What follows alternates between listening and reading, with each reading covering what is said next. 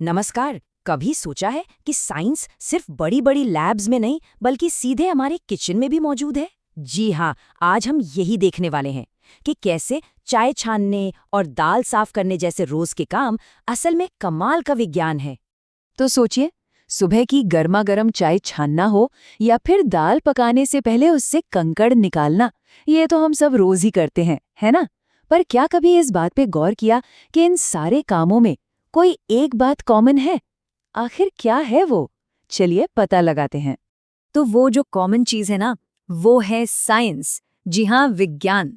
ये हमारी रोज की जिंदगी का, हमारे किचन का एक बहुत जरूरी हिस्सा है, खासकर तब जब हम चीजों को एक दूसरे से अलग कर रहे होते हैं। और जानते हैं, इस पूरी प्रक्रिया का एक साइंटिफिक नाम भी है। इसे कहते हैं पदार्थों का पृथक्करण, यानी सेपरेशन ऑफ सब्सटेंसेस। मतलब बड़ा सीधा सा है, किसी भी मिक्सचर से उसकी अलग अलग चीजों को सेपरेट करना। जैसे चाय से चाय पत्ती या चावल से कंकड़, ये सब असल में प्योर साइंस ही तो है। अच्छा, पर एक सवाल आता है कि आखिर हमें ये सब करने की जरूरत पड़ती ही क्यों है? इसके पीछे दो बड़े कारण हैं। पहला तो ये कि हम किसी नुकसानदेह या बेकार चीज को हटाना चाहते हैं, जैसे चावल से पत्थर। और दूसरा कारण बड़ा मजेदार है। कई बार हम दो अलग अलग लेकिन काम की चीजों को अलग करते हैं, जैसे दही से मक्खन निकालते हैं। अब देखिए, मक्खन भी काम का है और जो छाछ बचती है वो भी, है ना कमाल? तो फिर चलिए सेपरेशन के कुछ सबसे सिंपल, सबसे बेसिक तरीकों को समझते हैं। और सबसे अच्छी बात यह है कि इसके लिए हमें किसी फैंसी मशीन की जरूरत नहीं, बस हमारे हाथ और हवा ही काफी है। ये सीन तो हर घर में देखा होगा, है ना? इसी को साइंस की भाषा में कहते हैं हस्तचयन या हैंड पिकिंग।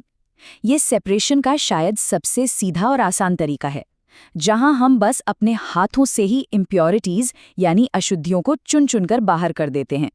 पर सवाल ये है कि ये तरीका हर बार काम क्यों नहीं करता? साइंस बताता है कि हैंड पिकिंग तभी असरदार है जब जो अशुद्धियां हैं वो साइज में थोड़ी बड़ी हो, उनकी मात्रा कम हो और उनका रंग या आकार अनाज से अलग हो, ताकि उन्हें पहचानना और उठाना एकदम आसान हो जाए।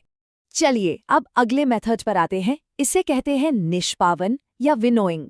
गांव में किसानों को ऐसा करते हुए शायद देखा भी होगा, और यकीन मानिए ये हवा और ग्रेविटी के सिद्धांतों का एक शानदार उदाहरण है। तो आखिर ये काम करता कैसे है? अरे बड़ा ही सिंपल है। जब अनाज और भूसे के मिक्सचर को थोड़ी ऊंचाई से गिराया जाता है, तो जो हल्का भूसा होता है वो हवा के साथ उड़कर दूर चला जाता है और भारी अनाज सीधा नीचे एक ढेर बना लेता है। देखा कैसे नेचर के नियमों का इतना बेहतरीन इस्तेमाल किया जाता है। ओके, तो हाथ और हवा की बात हो गई। अब बारी है एक ऐसी चीज की जो हर किचन में मिलती है, छलनी। चलिए देखते हैं कि ये मामूली सी दिखने वाली छलनी कैसे साइंस का काम करती है। और इसका पूरा खेल बस एक ही चीज पर टिका है, पार्टिकल्स का साइज। आटा छानना हो या कंस्ट्रक्शन साइट पर रेत से कंकड़ अलग करने हो, हम सबने ही देखा है।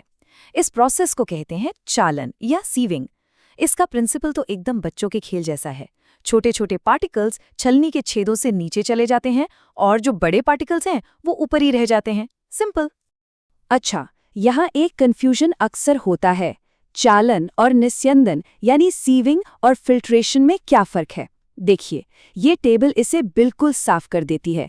सबसे बड़ा फर्क ये है कि चालन यानी सीविंग दो ठोस चीजों को अलग करने के लिए है, जबकि निस्यंदन यानी फिल्ट्रेशन किसी लिक्विड से ठोस को अलग करने के लिए होता है।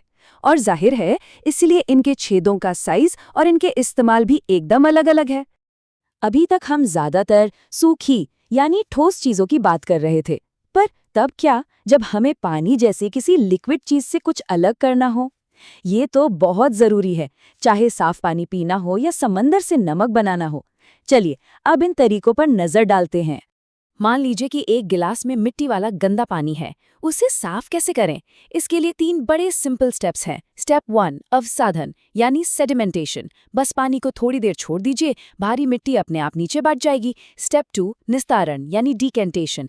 अब ऊपर जो साफ पानी है उसे धीरे धीरे दूसरे बर्तन में निकाल लीजिए। और स्टेप 3 निस्यंदन यानी फिल्ट्रेशन। अभी जो छोटी मोटी गंदगी रह गई है उसे एक फिल्टर से छानकर पूरी तरह साफ कर लीजिए। लेकिन सोचिए, अगर कोई चीज पानी में पूरी तरह घुल गई हो तो? जैसे नमक, तब क्या करेंगे? उसके लिए एक तरीका है जिसे कहते हैं वाष्पन या इवेपोरेशन। आपने देखा होगा कि समंदर किनारे बड़े बड़े गड्ढों में पानी भरा जाता है, फिर सूरज की गर्मी से पानी तो भाप बनकर उड़ जाता है और पीछे क्या बचता है? सिर्फ नमक। तो दोस्तों, हाथ से कंकड़ चुनने से लेकर समंदर से नमक बनाने तक, इन सारे एग्जाम्पल्स को देखकर एक बात तो बिल्कुल साफ हो जाती है कि साइंस सच में हर जगह है। ये सिर्फ मोटी मोटी किताबों या बड़ी बड़ी लैब्स में बंद नहीं है। ये तो हमारे चाय बनाने के तरीके में है, हमारे खाना साफ करने के अंदाज में है और दुनिया को समझने के हमारे नजरिए में है। तो अब जब किचन के पीछे का ये साइंस पता चल गया है, तो एक सवाल है, आज अपने आसपास कौन सा नया विज्ञान खोजने वाले हैं? अपनी क्यूरियोसिटी, अपनी जिज्ञासा को हमेशा जगाए रखिए, क्योंकि साइंस वाकई हर जगह है।